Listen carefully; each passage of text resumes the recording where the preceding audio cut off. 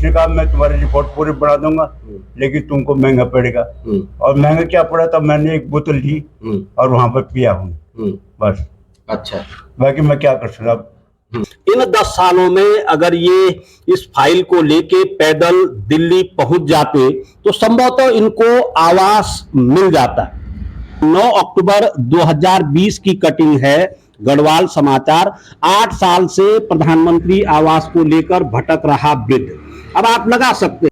अच्छा, बड़ी विडंबना ये है कि एक अनपढ़ व्यक्ति इतनी मोटी फाइल तैयार कर लेता है, मगर ऊंची ऊंची डिग्रियां रखने वाले जो अधिकारी और कर्मचारी हैं उनको इन सफेद कागजों पे ये काली स्याही नहीं दिख पाती है। और नमस्कार, मैं हूं सुनील चौधरी और आप देख रहे हैं पहाड़ी सफरनामा। आज मेरे हाथ पे एक बहुत मोटा दस्तावेज आप देख रहे होंगे, पूरी फाइल ये है। और इस फाइल को देख के आपको ऐसा लग रहा होगा कि मानो कोई विद्यार्थी इस पे रिसर्च कर रहा हो और उसके बाद उसे डॉक्टरेट की उपाधि मिलनी हो, मगर जो हकीकत है वो कुछ और है। कहते हैं ना कि अगर दसियों सालों तक आप पत्थर पे भी सर रगड़ेंगे तो कहीं ना कहीं भगवान मिल ही जाएगा। आज एक ऐसी ही दास्तान मैं आपको सुना रहा हूं जो वर्ष 2013 की जो केदारनाथ प्रलय थी, उस दौरान भारी बारिश होने के कारण बचड़चू क्षेत्र के कोल्ली गांव में एक दरबान सिंह जी वहां रहते हैं, काफी गरीब हैं, बीपीएल परिवार से हैं। आप मेरे साथ में उनको देख सकते हैं। इनका भवन पूरी तरीके से क्षतिग्रस्त हो गया था। अब उसके पश्चात ये फाइल शुरू होती है। वर्ष 2013 से जुड़ा ये मामला है और 10 साल हो गए हैं। इन 10 सालों में अगर ये इस फाइल को लेके पैदल दिल्ली पहुंच जाते तो संभवतः इनको आवास मिल जाता। आवास विहीन ये हैं और तमाम ये कागज, अगर मैं इतने कागज आपको पढ़ाने लग गया, कोई छोटा अधिकारी से लेकर बड़े ब्यूरोक्रेट तक, छोटे जनप्रतिनिधि से लेकर, हालांकि छोटा कोई नहीं होता है, हर जनप्रतिनिधि की दहलीज पे ये दस्तक दे चुके हैं, मगर अभी तक अगर नहीं मिल पाया है तो वो सिर्फ और सिर्फ छत है। अब है क्या ये मामला, मैं पूरा बता देता हूं। पहले इन दस्तावेजों को मैं आपको बता देता हूं।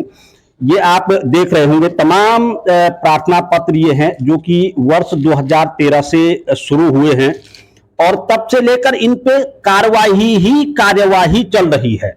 एक पटल से दूसरे पटल पे, एक अधिकारी से दूसरे अधिकारी पे, और नाचते नाचते इन कागजों की अब ये पूरी एक ऐसी फाइल तैयार हो गई है कि अगर कोई इस पे रिसर्च करना चाहे तो संभवतः इस रिसर्च के पश्चात उनको डॉक्टरेट की उपाधि जरूर मिल जाएगी। ये आप देख सकते हैं, ये तमाम जो ये पत्र हैं, कोई अधिकारी ऐसा नहीं है जिस अधिकारी को ये पत्र न दिया गया हो। यहां तक कि मुख्यमंत्री को भी ये पत्र दिए गए हैं।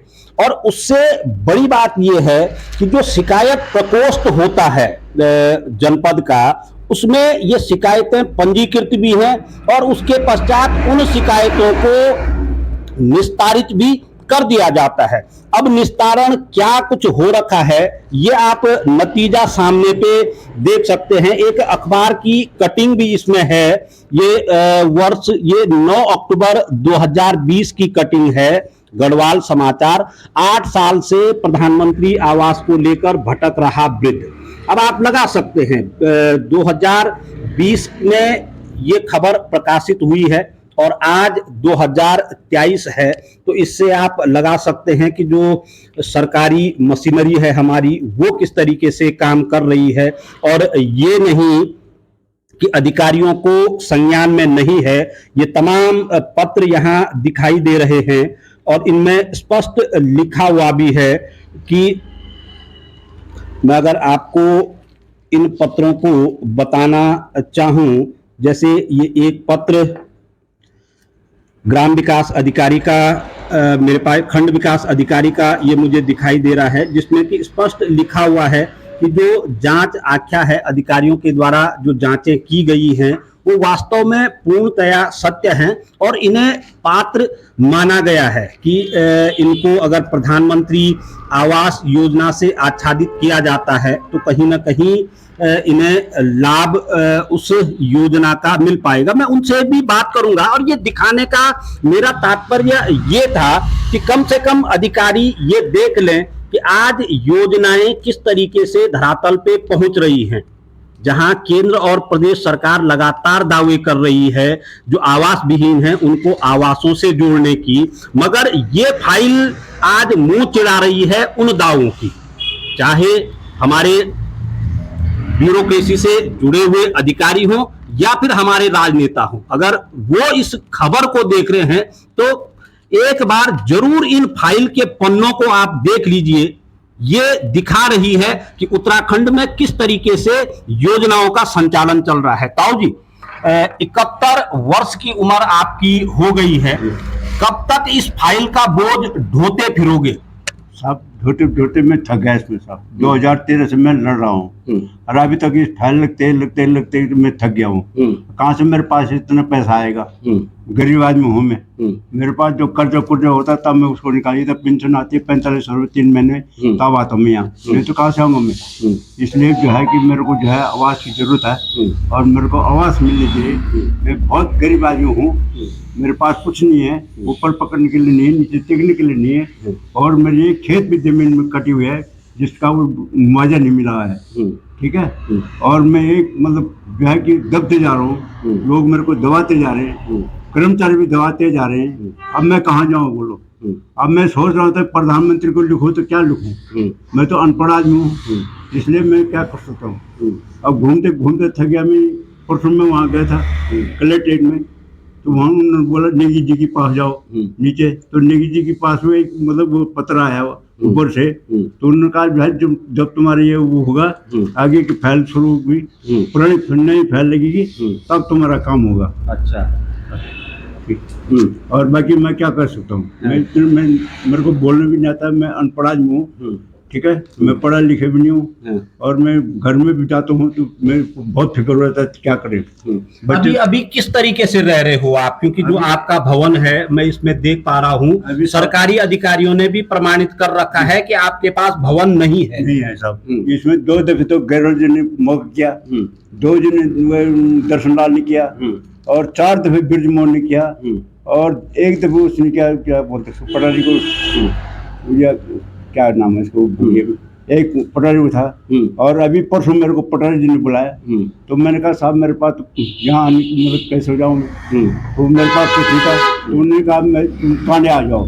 तो मैं कांडे गया, तो कांडे में जब बोले कि भाई क्या लफड़ा है तुम्हारा, ऊपर से डाक आ रखी थी मेरे को, तो तुम बताओ फाइल। उसने फाइल देखी पूरी और जो वो फोटो थे उसके मकान की गिरी हुई फोटो वो भी देखा उसने कहा मैं तुम्हारी रिपोर्ट पूरी बना दूंगा लेकिन तुमको महंगा पड़ेगा। और महंगा क्या पड़ा, तब मैंने एक बोतल ली और वहां पर पिया हूँ बस। अच्छा, बाकी मैं क्या कर सकता। अच्छा, बड़ी विडंबना ये है कि एक अनपढ़ व्यक्ति इतनी मोटी फाइल तैयार कर लेता है, मगर ऊंची ऊंची डिग्रियां रखने वाले जो अधिकारी और कर्मचारी हैं उनको इन सफेद कागजों पे ये काली स्याही नहीं दिख पाती है। और नतीजा यही है कि 10 सालों से ये हर कागज को काला करते जा रहे हैं, मगर पढ़े लिखे अधिकारियों को अभी तक भी समझ में नहीं आ पा रहा है कि वास्तव में किस व्यक्ति को किस चीज की आवश्यकता है। 10 साल बीत चुके हैं मगर अभी तक जनपद मुख्यालय से जो ये भवन कांडई बचनसू में पहुंचना था अभी तक नहीं पहुंच पाया है। इसे विडंबना ही हम कहेंगे। मुख्यमंत्री के यहाँ भी आप दरख्वास्त लगा चुके हैं? जी, मुख्यमंत्री को मैंने यहाँ से डाक भेजे थे, जिसकी डाक खंड विकास अधिकारी करवा के आए, एक डाक मेरे को भी आई, तो वो विकास भवन भी गई है और ये 3 जगह ये डाक जा रखे है जिसमें भी इसमें कोई कार्यवाही नहीं हुई। तो अब क्या करूँ मैं? ठीक है, और मैं थकते गए। अब कहाँ जाऊँ मैं बोलो? एक गरीब आदमी कहाँ से मैं पैसा लाऊं? तो 71 साल की उम्र है और जो वृद्धावस्था पेंशन मिल रही है सरकार के द्वारा जीविकोपार्जन के लिए, उससे जीविकोपार्जन करने के बजाय ये जो वृद्ध हैं ये एक आवास के लिए लगातार चक्कर काट रहे हैं जनपद मुख्यालय का। और उनका कहना है कि जो पेंशन उनको मिल पा रही है वो तो सिर्फ आने जाने का ही खर्चा हो रहा है, क्योंकि इतने कागज इकट्ठे करते हुए मैंने भी पहली बार किसी व्यक्ति को देखा है कि एक आवास के लिए 10 सालों से इतनी मोटी ये फाइल तैयार हो चुकी है मगर अब तक आवास नहीं मिल पाया है। अब ऐसे में आप लगा सकते हैं कि वास्तव में जो योजनाएं हैं सरकार की जन कल्याण को लेके वो आम लाभार्थी को मिल रही हैं या नहीं मिल रही हैं, ये आज एक बड़ा सवाल है। और एक चीज मुझे आप बताइए, तमाम ये शिविर लग रहे हैं, उन शिविरों में जाने के बजाय आप यहाँ जनपद मुख्यालय पे कर क्या रहे हैं?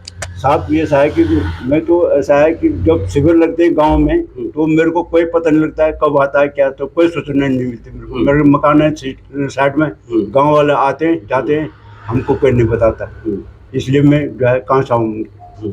अभी तक कोई और सुविधाएं मिली हैं सरकार की तरफ से? कोई सुविधा नहीं मिला, बस ये सुविधा था। मैं कह रहा था कि मेरे को थोड़ा बहुत मकान के पैसे मिल जाए तो मैं मकान बना दूं। और जो दूसरी एक कुठलिया वहाँ पर एक बची हुई जो वो जीने के हरकत में जिनको टूटने वाला है उसी के ऊपर रहता हूँ। अच्छा, बस अधिकारी क्या कह रहे हैं? जब अधिकारियों कह रहे हैं कि साहब आपका जो है सूची में नाम नहीं है, तो जब आपका नाम आएगा ऊपर से तब हम आपको मकान के पैसे मिल जाएंगे। आपने ये नहीं पूछा कि इन 10 सालों में अभी तक वो कौन सी सूची तैयार हो रही है जिसमें नाम नहीं चढ़ पाया? अब हम तो बोलने जानते नहीं, तो इसलिए मैं कर्मचारी के पीछे भागता हूँ। तो कर्मचारी बोलते पे ऐसा है ऐसा है ऐसा है, तो हम तो जानते ना, हम अनपढ़ आदमी हैं, इसलिए हम मतलब जो है दिमाग मुँह से उतर जाते हैं, जो भी बात वहाँ से बोलते हैं तो हमारे दिमाग से बात उतर जाती है इन्होंने क्या बोला है। अगर पढ़ा लिखा रहता तो दिमाग में रखता, अब पढ़ा लिखा नहीं हूँ मैं, अनपढ़ आदमी हूँ, तो क्या कहूँ मैं। सवाल उस चीज पे भी उठ जाता है कि एक तरफ सरकार कह रही है कि हम जनता के द्वार जा रहे हैं, जनता की छोटी छोटी समस्याओं को निपटाने के लिए क्षेत्रों में ही शिविरों के माध्यम से लगातार प्रयास किए जा रहे हैं, ताकि जो आम लोग हैं, जो ग्रामीण लोग हैं, जो गरीब लोग हैं, उनको अनावश्यक चक्कर न काटना पड़े। तो कहीं ना कहीं इन जन शिविरों पे भी एक बड़ा सवालिया निशान ये फाइल जरूर लगा रही है कि आखिर उन शिविरों में ये अधिकारी कर क्या रहे हैं। जब इस फाइल को हर दिन मोटा ही होना है तो फिर उन शिविरों का औचित्य है क्या, ये एक बड़ा सवाल है। और जिलाधिकारी को इस मामले पे जरूर संज्ञान लेना चाहिए, मुख्यमंत्री को इस मामले पे जरूर संज्ञान लेना चाहिए, ताकि 71 वर्ष की उम्र में जिन वृद्ध को घर में नाती पोतों के साथ खेलना चाहिए था, वो आज सड़कों में भरी दोपहरी पैदल चलने को तैयार हो रखे हैं। ये एक बड़ी विडंबना हमारे सामने है। आप बने रहिए मेरे साथ और देखते रहिए पहाड़ी सफरनामा।